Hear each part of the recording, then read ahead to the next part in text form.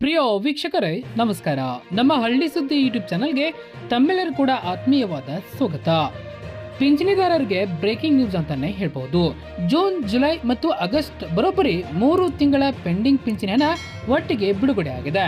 DCM DK Shivakumar ಅವರು ಹೊಸ ಆದೇಶದಂತೆ ರಾಜ್ಯದ 18 ಜಿಲ್ಲೆಗಳಿಗೆ 3600 ರೂಪಾಯಿ ಹಣ ಜಮಾ ಆಗ್ತಾ ಇದೆ. ನಿಮ್ಮ ಜಿಲ್ಲೆ ಈ ಪಟ್ಟಿಯಲ್ಲಿ ಇದೆಯಾ? ನಿಮ್ಮ ಖಾತೆಗೆ ಹಣ ಬಂದಿದೆಯಾ? ಎಲ್ಲವನ್ನು ಕೂಡ ನಾನು ಈ ವಿಡಿಯೋದಲ್ಲಿ ಒಂದೊಂದಾಗಿ ತಿಳಿಸ್ಕೊಡ್ತಾ ಹೋಗ್ತೀನಿ. ದಯವಿಟ್ಟು ನಿಮ್ಮ ಜಿಲ್ಲೆ ಯಾವುದು ಎಂಬುದನ್ನು ನಮ್ಮ ಕಮೆಂಟ್ ಬಾಕ್ಸಲ್ಲಿ ಕಮೆಂಟ್ ಮಾಡಿ ತಿಳಿಸಿ. ಹಾಗೆ ನೀವಿನ್ನೂ ಕೂಡ ನಮ್ಮ ಚಾನಲನ್ನು ಹೊಸದಾಗಿ ನೋಡ್ತಾ ಇದ್ದರೆ ನೀವು ನಮ್ಮ ಚಾನಲನ್ನು ಇನ್ನೂ ಕೂಡ ಸಬ್ಸ್ಕ್ರೈಬ್ ಆಗಿಲ್ಲ ಅಂತಂದರೆ ಈ ಕೂಡಲೇ ಸಬ್ಸ್ಕ್ರೈಬ್ ಆಗಿ ಹಾಗೆ ಪಕ್ಕದಲ್ಲಿರುವ ಬೆಲ್ ಐಕನ್ ಕ್ಲಿಕ್ ಮಾಡಿ ಆಲ್ ಅಂತ ಸೆಲೆಕ್ಟ್ ಮಾಡ್ಕೊಳ್ಳಿ. ಹಾಗಾದರೆ ಯಾವೆಲ್ಲ ಜಿಲ್ಲೆಗಳಿಗೆ ಜಮಾ ಆಗಲಿದೆ, ಎಷ್ಟು ಜಮಾ ಆಗಲಿದೆ, ಜಮಾ ಆಗದೇ ಇದ್ರೆ ಯಾವೆಲ್ಲ ಕೆಲಸವನ್ನ ಮಾಡಿದ್ರೆ ಜಮಾ ಆಗುತ್ತೆ, ಎಲ್ಲವನ್ನೂ ಕೂಡ ನಾನು ಒಂದೊಂದಾಗಿ ಈ ವಿಡಿಯೋದಲ್ಲಿ ತಿಳಿಸ್ಕೊಡ್ತಾ ಹೋಗ್ತೀನಿ. ಬನ್ನಿ ಹಾಗಾದ್ರೆ ವಿಡಿಯೋನ ಶುರು ಮಾಡೋಣ. ರಾಜ್ಯದ ಲಕ್ಷಾಂತರ ಪಿಂಚಣಿದಾರರಿಗೆ ಇದೀಗ ಭರ್ಜರಿ ಸಿಹಿ ಸುದ್ದಿಯೊಂದು ಸಿಕ್ಕಿದೆ. ಹೌದು ವೀಕ್ಷಕರೇ, ಕಳೆದ 3 ತಿಂಗಳುಗಳಿಂದ ಅಂದ್ರೆ ಜೂನ್ ಹಾಗೂ ಜುಲೈ ಮತ್ತು ಆಗಸ್ಟ್ ತಿಂಗಳ ಪಿಂಚಣಿ ಹಣಕ್ಕಾಗಿ ಕಾಯುತ್ತಿದ್ದ ವೃದ್ಧರು, ವಿಧವೆಯರು ಹಾಗೂ ವಿಕಲಚೇತನರಿಗೆ ರಾಜ್ಯ ಸರ್ಕಾರ ಗುಡ್ ನ್ಯೂಸ್ ನೀಡಿದೆ. 3 ತಿಂಗಳ ಪೆಂಡಿಂಗ್ ಹಣವನ್ನ ಒಟ್ಟಿಗೆ ಬಿಡುಗಡೆ ಮಾಡುವ ಪ್ರಕ್ರಿಯೆ ಈಗಾಗಲೇ ಶುರುವಾಗಿದೆ. ಡಿಸಿಎಂ ಡಿಕೆ ಶಿವಕುಮಾರ್ ಅವರ ಸ್ಪಷ್ಟನೆಯಂತೆ ಹಂತ ಹಂತವಾಗಿ 18ಕ್ಕೂ ಹೆಚ್ಚು ಜಿಲ್ಲೆಗಳ ಫಲಾನುಭವಿಗಳ ಖಾತೆಗೆ ಹಣ ಜಮಾ ಆಗ್ತಾ ಇದೆ. ಹಾಗಾದ್ರೆ ಈ ಜಿಲ್ಲೆಗಳು ಯಾವ್ಯಾವು? 3 ತಿಂಗಳ ಸೇರಿ 3600 ರೂಪಾಯಿ ಹಣ ನಿಮ್ಮ ಖಾತೆಗೆ ಯಾವಾಗ ಹಣ ಬರುತ್ತೆ? ನಿಮ್ಮ ಖಾತೆಗೆ ಇನ್ನೂ ಕೂಡ ಹಣ ಬಂದಿಲ್ಲ ಅಂತಂದ್ರೆ ಏನು ಮಾಡಬೇಕು ಎಂಬ ಸಂಪೂರ್ಣ ಮಾಹಿತಿಯನ್ನ ಈ ವಿಡಿಯೋದಲ್ಲಿ ಸ್ಪಷ್ಟವಾಗಿ ತಿಳಿಸ್ಕೊಡ್ತಾನೆ. ವಿಡಿಯೋನ ಎಲ್ಲೂ ಕೂಡ ಸ್ಕಿಪ್ ಮಾಡದೆ ಕೊನೆವರೆಗೂ ನೋಡಿ. ಈ ವಿಷಯಕ್ಕೆ ಹೋಗೋ ಮುನ್ನ ನೀವು ನಮ್ಮ ಹಳ್ಳಿ ಸುದ್ದಿ ಯೂಟ್ಯೂಬ್ ಚಾನಲನ್ನು ಸಬ್ಸ್ಕ್ರೈಬ್ ಆಗಿಲ್ಲ ಅಂತಂದ್ರೆ ಈಗಲೇ ಕೆಳಗಿರುವ ಸಬ್ಸ್ಕ್ರೈಬ್ ಬಟನ್ ಅನ್ನು ಒತ್ತಿ ಪಕ್ಕದಲ್ಲಿರುವ ಆಲ್ ಬಟನ್ ಅನ್ನ ಕ್ಲಿಕ್ ಮಾಡಿ. ವೀಕ್ಷಕರೇ, ನಮ್ಮ ರಾಜ್ಯದಲ್ಲಿ ವೃದ್ಧಾಪ್ಯ ವೇತನ, ವಿಧವಾ ವೇತನ, ವಿಕಲಚೇತನರ ವೇತನ ಹಾಗೂ ಸಂದೇಶ ಸುರಕ್ಷಾ ಯೋಜನೆಯಡಿ ಬಡ ಹಾಗೂ ನಿರ್ಗತಿಕ ಕುಟುಂಬಗಳು ಪ್ರತಿ ತಿಂಗಳು ಆರ್ಥಿಕ ನೆರವು ಪಡೆಯುತ್ತಿದ್ದಾರೆ. ಈ ಹಣ ಬಡವರ ಪಾಲಿಗೆ ಸಂಜೀವನಿಯ ಆಗಿದೆ. ಆದರೆ ಕಳೆದ ಕೆಲವು ತಿಂಗಳುಗಳಿಂದ ತಾಂತ್ರಿಕ ದೋಷ, KYC ಸಮಸ್ಯೆ ಹಾಗೂ ಅನುದಾನದ ಹೊಂದಾಣಿಕೆಯಿಂದಾಗಿ ಹಲವು ಜಿಲ್ಲೆಗಳಲ್ಲಿ ಪಿಂಚಣಿ ಹಣ ಬಿಡುಗಡೆ ಆಗಿರಲಿಕ್ಕಿಲ್ಲ. ಇದರಿಂದಾಗಿ ಸಾಕಷ್ಟು ಫಲಾನುಭವಿಗಳು ಕಂಗಾಲಾಗಿದ್ರು. ಆದರೆ ಇದೀಗ ಸರ್ಕಾರ ಎಲ್ಲ ಅಡೆತಡೆಗಳನ್ನು ನಿವಾರಿಸಿ ಬಿಡುಗಡೆ ಮಾಡಬೇಕಿದ್ದ ಪೆಂಡಿಂಗ್ ಕಂತುಗಳನ್ನು ಒಟ್ಟಿಗೆ ಜಮಾ ಮಾಡ್ತಾ ಇದೆ. ರಾಜ್ಯಾದ್ಯಂತ ಇರುವಂತಹ ಸುಮಾರು 1 ಕೋಟಿಗೂ ಅಧಿಕ ಪಿಂಚಣಿ ಫಲಾನುಭವಿಗಳ ಪೈಕಿ ಮೊದಲ ಹಂತದಲ್ಲಿ 18 ಜಿಲ್ಲೆಗಳ ಜನರಿಗೆ ಒಟ್ಟಿಗೆ ಈ ಹಣವನ್ನು ಬಿಡುಗಡೆ ಮಾಡಲಾಗುತ್ತದೆ. ಅಂದರೆ ಜೂನ್ ಹಾಗೂ ಜುಲೈ ಹಾಗೂ ಆಗಸ್ಟ್ ತಿಂಗಳ ಪೆಂಡಿಂಗ್ ಹಣವನ್ನು ಸೇರಿಸಿ ನಿಮ್ಮ ಬ್ಯಾಂಕ್ ಖಾತೆಗೆ ನೇರವಾಗಿ ಜಮಾ ಮಾಡುವ ಕಾರ್ಯ ಬರದಿಂದ ಸಾಗ್ತಾ ಇದೆ. ವಯಸ್ಸಿನ ಮಿತಿ ಹಾಗೂ ಹೊಸ ನಿಯಮಗಳ ಅಪ್ಡೇಟ್ ಏನೆಲ್ಲ ಇದೆ? ಹೌದು, ಇನ್ನು ವಯಸ್ಸಿನ ಮಿತಿಯ ಬಗ್ಗೆ ಒಂದು ಮುಖ್ಯವಾದ ಅಪ್ಡೇಟ್ ನಾವು ತಿಳಿದುಕೊಳ್ಳಲೇಬೇಕು. ಏನಪ್ಪಾ ಅಂತಂದ್ರೆ, ವೃದ್ಧಾಪ್ಯ ವೇತನಕ್ಕೆ ಸಂಬಂಧಿಸಿದಂತೆ ಮೊದಲು 60 ವರ್ಷ ತುಂಬಿದವರಿಗೆ ಪಿಂಚಣಿ ಸಿಗ್ತಾ ಇತ್ತು. ಆದರೆ ಸರ್ಕಾರದ ಹೊಸ ನಿಯಮಗಳ ಪ್ರಕಾರ ಕೆಲವು ಪಿಂಚಣಿ ಯೋಜನೆಗಳಲ್ಲಿ ಈ ಮಿತಿಯನ್ನು 60ರಿಂದ 65 ವರ್ಷಕ್ಕೆ ಏರಿಕೆ ಮಾಡಲಾಗಿದೆ. ಈ ವಯಸ್ಸಿನ ಮಿತಿಯ ಬದಲಾವಣೆಯಿಂದಾಗಿ ಹಲವರ ಖಾತೆಗಳಿಗೆ ಹಣ ಹೋಗುವುದು ತಾತ್ಕಾಲಿಕವಾಗಿ ತಡೆ ಹಿಡಿಯಲಾಗ್ತಾ ಇತ್ತು. ಆದರೆ ಇದೀಗ 65 ವರ್ಷ ಮೇಲ್ಪಟ್ಟ ಎಲ್ಲ ಅರ್ಹ ಫಲಾನುಭವಿಗಳ ಪಟ್ಟಿಯನ್ನ ಅಂತಿಮಗೊಳಿಸಲಾಗಿದ್ದು ಅವರಿಗೆ ಆದ್ಯತೆ ಮೇರೆಗೆ ಹಣ ಬಿಡುಗಡೆ ಆಗುತ್ತಿದೆ. 60 ವರ್ಷ ಮೇಲ್ಪಟ್ಟ ಇತರ ಯೋಜನೆಗಳ ಫಲಾನುಭವಿಗಳಿಗೂ, ಉದಾಹರಣೆಗೆ ವಿಧವಾ ವೇತನ, ವಿಕಲಚೇತನರ ಯಾವುದೇ ತೊಂದರೆ ಇಲ್ಲದೆ ಹಣ ಬಿಡುಗಡೆ ಮಾಡಲಾಗ್ತಾ ಇದೆ. ನೀವು ಚಿಂತೆ ಮಾಡುವ ಅಗತ್ಯವಿಲ್ಲ. ನೀವು ತಕ್ಷಣವೇ ಒಂದು ಸಣ್ಣ ಕೆಲಸವನ್ನ ಮಾಡಬೇಕಾಗುತ್ತೆ. ನಿಮ್ಮ ಬ್ಯಾಂಕ್ ಪಾಸ್ಬುಕ್ ಜೆರಾಕ್ಸ್ ಮತ್ತು ನಿಮ್ಮ ಆಧಾರ್ ಕಾರ್ಡ್ ಹಾಗೂ ನಿಮಗೆ ಪಿಂಚಣಿ ಮಂಜೂರಾಗಿರುವ ಪತ್ರವನ್ನು ತೆಗೆದುಕೊಂಡು ನಿಮ್ಮ ಹತ್ತಿರದ ಗ್ರಾಮೋನ್, ಕರ್ನಾಟಕ 1, ಬೆಂಗಳೂರು 1 ಅಥವಾ ನಾಡ ಕಚೇರಿಗೆ ಭೇಟಿ ನೀಡಿ ಅಲ್ಲಿನ ಸಿಬ್ಬಂದಿಗೆ ನೀವು ದಾಖಲಾತಿಗಳನ್ನ ನೀಡಿ ನಮ್ಮ ಪಿಂಚಣಿ ಸ್ಟೇಟಸ್ ಏನಾಗಿದೆ, ಮುಂದಿನ ದಿನಗಳಲ್ಲಿ ನಮಗೆ ಹಣ ಬರುತ್ತದೆಯಾ ಅಥವಾ ಸ್ಥಗಿತಗೊಂಡಿದೆಯಾ ಎಂದು ಒಂದ್ಸಾರಿ ನೀವು ಪರಿಶೀಲಿಸಿಕೊಳ್ಳಿ. ಇದರ ಜೊತೆಗೆ ನಿಮ್ಮ ಬ್ಯಾಂಕ್ ಖಾತೆಗೆ KYC ಆಗಿದೆಯಾ ಅಥವಾ ಇಲ್ವಾ ಎಂಬುದನ್ನು ಒಂದ್ಸಾರಿ ಅದನ್ನು ಕೂಡ ನೀವು ಖಚಿತಪಡಿಸಿಕೊಳ್ಳಿ. ಬಹಳಷ್ಟು ಜನರಿಗೆ KYC ಆಗಿಲ್ಲದ ಕಾರಣ ಬ್ಯಾಂಕ್ ಖಾತೆಗೆ ಹಣ ಬರುತ್ತಿಲ್ಲ.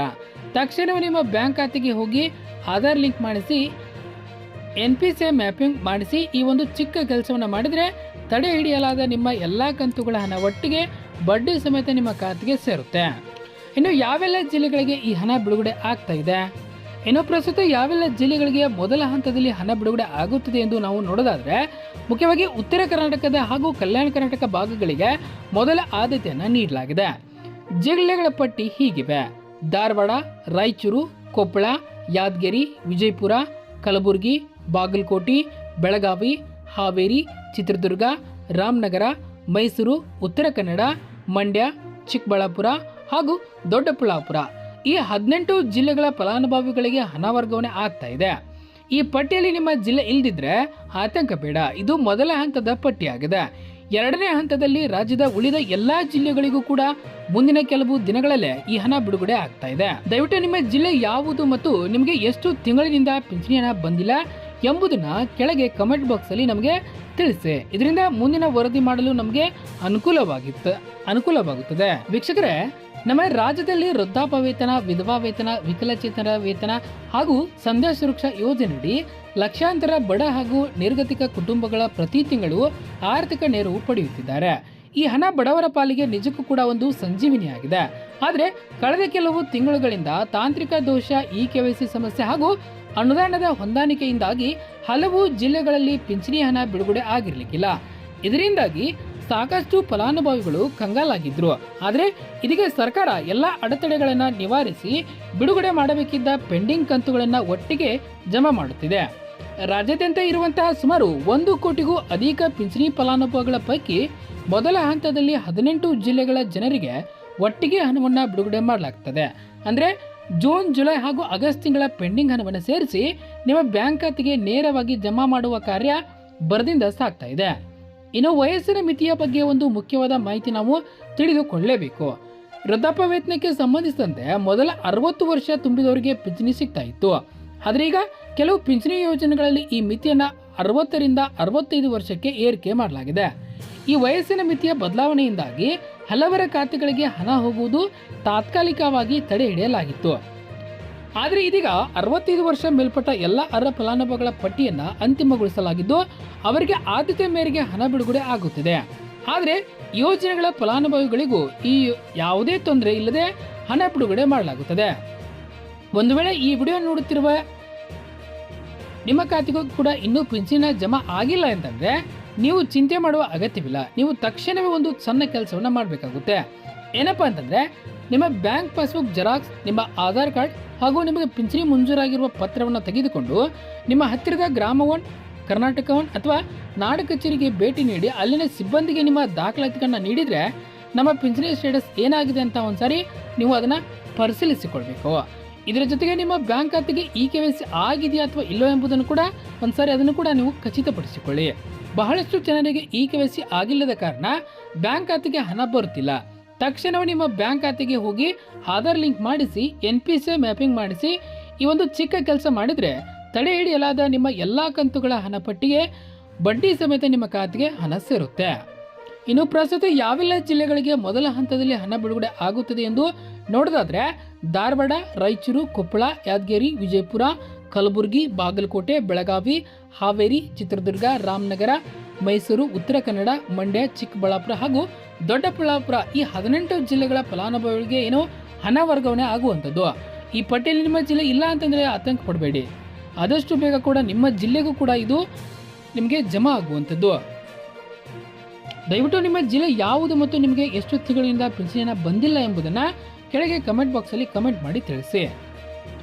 ಇದಾಗಿತ್ತು ಇವತ್ತಿನ ಪಿಂಚಣಿ ಹಣದ ಬಗ್ಗಿನ ಪ್ರಮುಖ ಮಾಹಿತಿ. ಮುಂದಿನ ವಿಡಿಯೋದಲ್ಲಿ ನಾವು ಗೃಹಲಕ್ಷ್ಮಿ ಯೋಜನೆಯ ಪೆಂಡಿಂಗ್ ಹಣದ ಬಗ್ಗೆ, ಹೊಸ ಕಂತಿನ ಹಣ ಯಾವಾಗ ಬರಲಿದೆ ಎಂಬುದನ್ನು ಲೇಟೆಸ್ಟ್ ಅಪ್ಡೇಟ್ ಒಂದಿಗೆ ಮತ್ತೆ ಮುಂದಿನ ವಿಡಿಯೋದಲ್ಲಿ ಸಿಗ್ತೇವೆ. ಅಲ್ಲಿವರೆಗೂ ನಮಸ್ಕಾರ. ಈ ವಿಡಿಯೋದಲ್ಲಿನ ಮಾಹಿತಿ ನಿಮಗೆ ಉಪಯುಕ್ತ ಅನಿಸಿದರೆ ತಪ್ಪದೇ ಒಂದು ಲೈಕ್ ಮಾಡಿ ಮತ್ತು ಇತರರಿಗೂ ಶೇರ್ ಮಾಡಿ. ನಿರಂತರ ಸುದ್ದಿಗಳಿಗಾಗಿ ಸಬ್ಸ್ಕ್ರೈಬ್ ಆಗಿ ನಮ್ಮ ಹಳ್ಳಿ ಸುದ್ದಿ ಯೂಟ್ಯೂಬ್ ಚಾನಲ್. ನಮಸ್ಕಾರ.